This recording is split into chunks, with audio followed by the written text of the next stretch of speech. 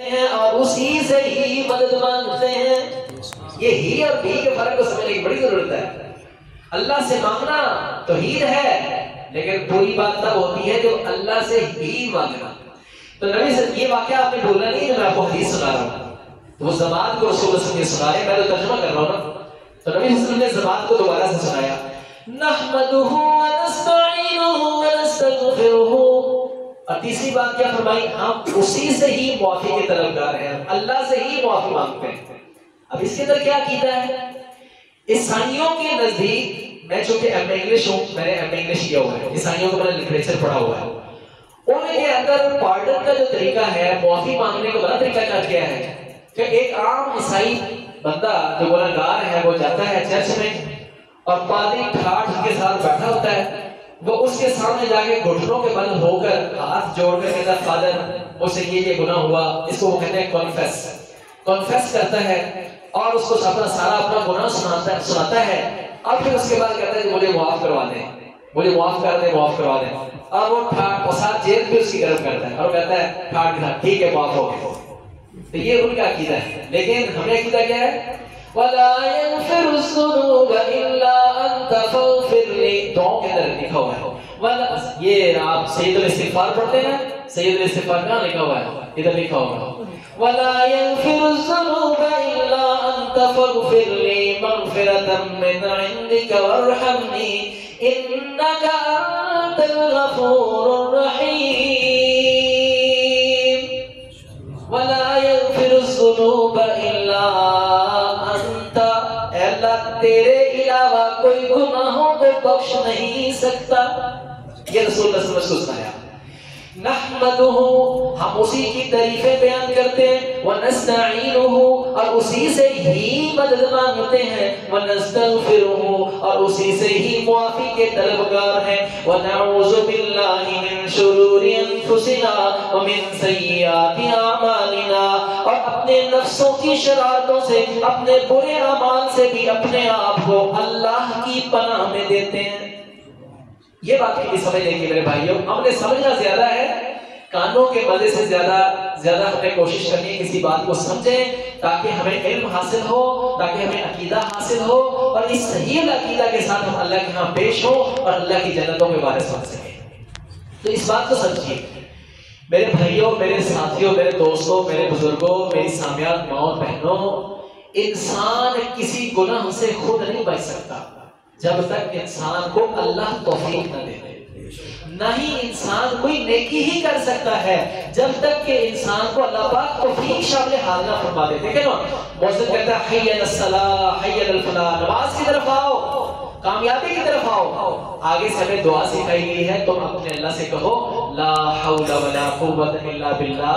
اے ہمارے اللہ، ہمارے پاس نہ تو کسی نیکی کرنے کی طاقت ہے، نہ ہی کسی گناہ سے بچنے کی طاقت ہے، مگر اللہ تیری توفیق کے ساتھ تیری طرف سے آواز آ رہی ہے کہ نماز کی طرف آؤ اور کامیابی کی طرف آ رہو. اے اللہ تو اپنی توفیق کو شامل حال فرما دے، میں تو حاضر ہونا چاہتا ہوں.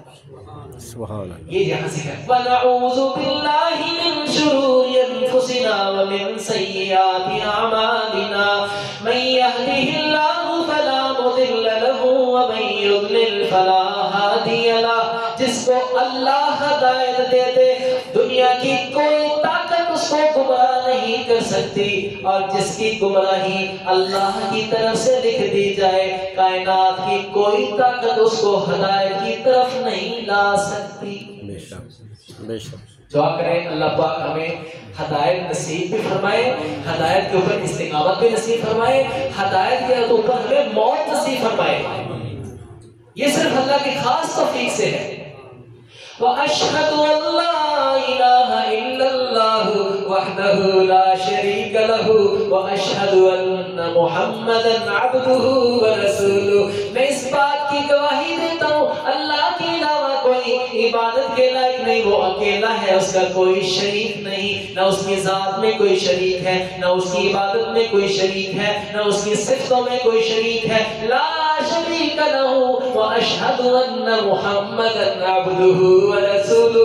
اور میں اس بات کی گواہی دیتا ہوں کہ محمد صلی اللہ علیہ وسلم نبی صلی اللہ علیہ وسلم اس کو سنا رہے ہیں نا اپنے متعلق کرو واشہد ان محمدًا عبدہ ورسولہ، میں اس بات کی گواہی دیتا ہوں کہ محمد صلی اللہ علیہ وسلم جس کے سامنے تم بیٹھے ہوئے ہو کہ وہ محمد صلی اللہ علیہ وسلم اللہ کے بندے اور اللہ کے رسول ہے۔ اما بعد، جب آپ نے اما بعد پڑھا نا تو اس نے کہا اللہ کی قسم اتنے پیارے الفاظ ہیں، آپ کیا کہہ رہے ہیں؟ یہ تو سمندر سے بھی گہرے لفظ ہیں۔ آئید علیہ، میری ریکویسٹ ہے یہ آپ کے الفاظ مجھے پھر تو سنائیں۔ اے وہ لفظ نے جنہوں اسی ایویں نظر انداز کر دینے ہیں کہ اسی اس انتظار سے دے کہ قاری صاحب ایسا خطبہ ختم کر لیں تے پھر اسی سر چکا گے تے پھر سنیں گے کی کہتے ہیں۔ نبی پاک صلی اللہ علیہ وسلم کی الفاظ اتنے سمجھ والے، اتنی فصاحت اور بلاغت والے ہیں، بندہ تڑپ گیا۔ اس نے کہا ایک بار پھر سنا دے، سمندر سے گہرے لفظ ہیں۔ نبی پاک صلی اللہ علیہ وسلم نے پھر سنایا، نبی پھر سنا دیں، اللہ کی عبادت واسطے بیٹھے رہنا۔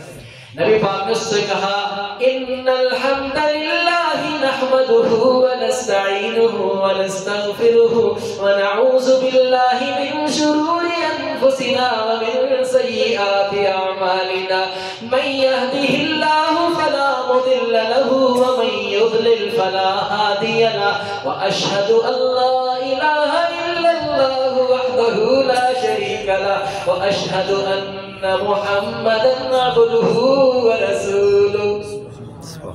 تیسری مرتبہ جب رسول اللہ صلی اللہ علیہ وسلم نے سنایا تو اس نے کہا اپنا ہاتھ تو آگے کریں، اپنا ہاتھ آگے کریں۔ حدیث سمجھ رہے نا، حدیث میں نے کہاں سے شروع کی تھی وہ ساری سن رہے نا۔ اس نے کہا اپنا ہاتھ آگے کریں، رسول اللہ صلی اللہ علیہ وسلم نے اپنا ہاتھ آگے کیا۔ اس نے رسول اللہ صلی اللہ علیہ وسلم کے ہاتھ کے اندر ہاتھ رکھ کے اس نے بھی کہا اشہد ان لا الہ الا اللہ وحدہ لا شریک لہ واشہد ان محمدن عبدہ ورسولہ۔ سبحان اللہ، یہ نبی پاک صلی اللہ علیہ وسلم کا خطبہ ہے۔ اس کے بعد نبی صلی اللہ علیہ وسلم پورے قرآن میں سے 3 آیتوں کو منتخب فرماتے تھے۔ حالانکہ نبی صلی اللہ علیہ وسلم جب چاہتے جہاں سے چاہتے قرآن کا مفہوم پڑھ سکتے تھے۔ میرے جیسے وہ حافظ تو نہیں تھے کہ جن کو سارا یاد کر کے سنانا پڑتا ہے۔ پورا قرآن نبی پاک کے دل پر اترا ہے اور اللہ نے کہا کہ سونے محبوب صلی اللہ علیہ وسلم ٹینشن نہ لیں، آپ جلدی جلدی پڑھنے کی کوشش نہ کیا کریں، ہم جو قرآن نازل کر رہے ہیں نا یہ آپ کو بھولے گا نہیں۔ جب وہی آتی تھی نا تو نبی صلی اللہ علیہ وسلم جلدی جلدی ساتھ اس کو دہراتے تھے کہ کہیں یہ کوئی لفظ رہ نہ جائے۔ اللہ پاک لا تحرک به لسانك لتعجل به ان علینا جمعه وقرآنا ثم ان علینا بیانا۔ آپ پریشان نہ ہوئے، آپ کو بھولے گا نہیں۔ تو نبی صلی اللہ علیہ وسلم اگر چاہتے تو جہاں سے مرضی قرآن پڑھ سکتے تھے، لیکن کیا مقصد، کیا وجہ ہے کہ رسول اللہ صلی اللہ علیہ وسلم اپنے ہر خطبے کے اندر ان 3 آیتوں کو کیوں پڑھتے تھے؟ یہ 3 آیتوں کے اندر ایک لفظ مشترک ہے، وہ ہے اللہ سے ڈر۔ اللہ سے ڈر، یہ اللہ سے ڈر کا جو سبق ہے نا یہ اتنا اہم ہے۔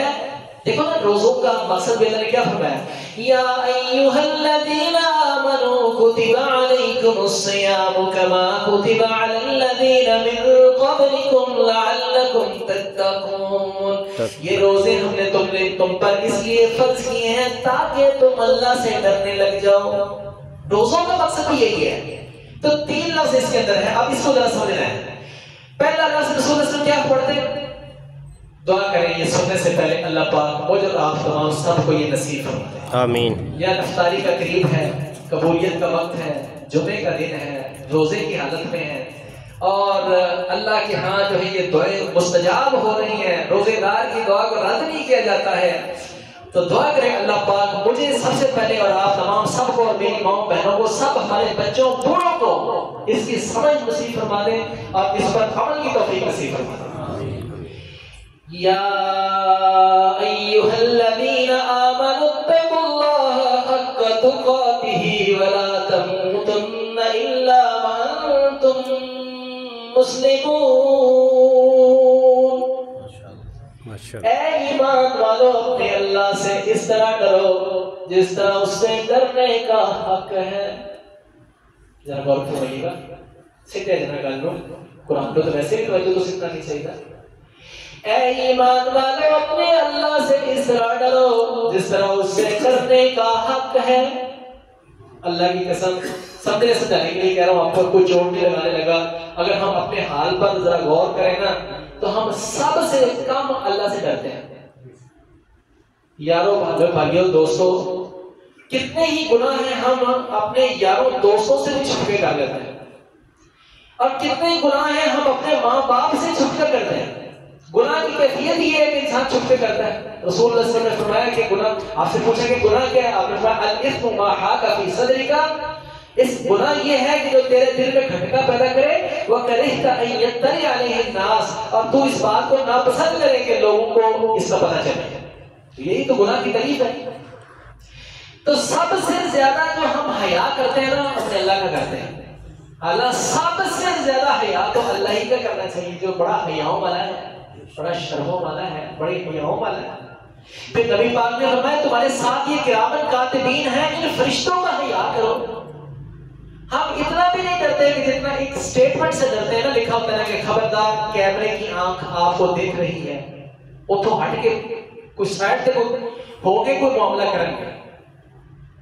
یہ سمجھ کی کمی ہے، یہ ہمارے فہم کی کمی ہے، یہ ہمارے عقیدے کی کمی ہے، اللہ کے معرفت کی کمی ہے۔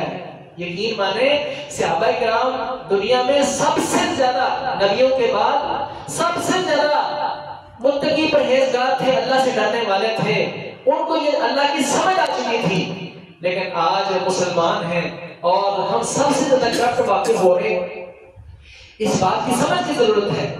یا ایھا الذین آمنوا اتقوا اللہ حق تقاتہ ولا تموتن الا وانتم مسلمون۔ اے ایمان والو، اللہ سے اس طرح ڈرو جس طرح اس سے ڈرنے کا حق ہے۔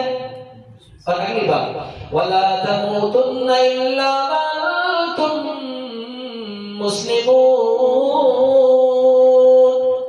اور تمہیں ہرگز موت نہ آئے مگر اس عالم میں موت آنی چاہیے کہ تم مسلمان ہو۔ توجہ فرمائیے گا، مگر تمہیں اس عالم میں موت آنی چاہیے کہ تم مسلمان ہو۔